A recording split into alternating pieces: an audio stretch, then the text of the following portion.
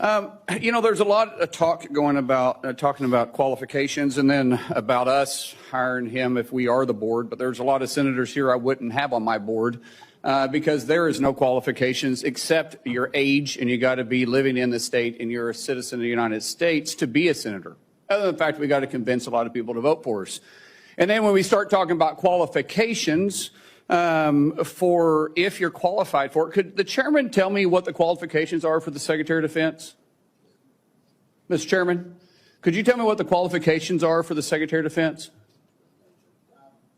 I'd be happy I'll read it for you to do that. Yeah. Let me read it for you because I Googled I was getting some advice from I my second in command. Yeah, but I'm just making a point because there's a lot about qualifications, and I think it's so hypocritical of senators, especially on the other side of the aisle, be talking about his qualifications, not being able to lead the secretary or be the Secretary of Defense, and yet your qualifications aren't any better.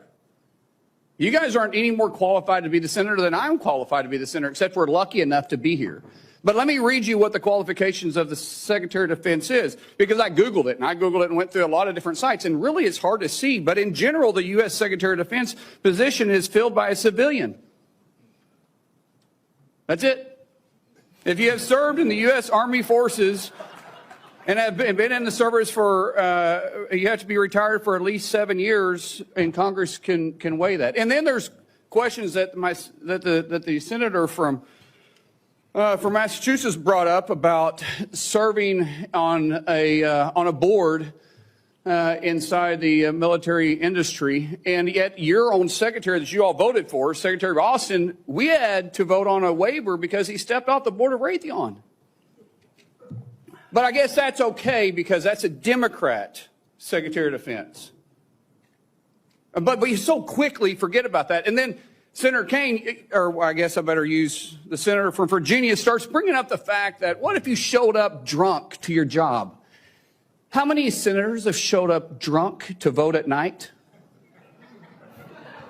Have any of you guys asked them to step down and resign from their job?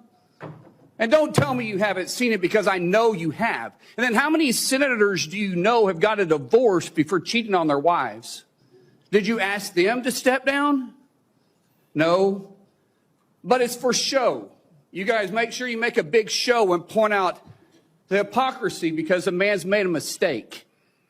And you want to sit there and say that he's not qualified? Give me a joke.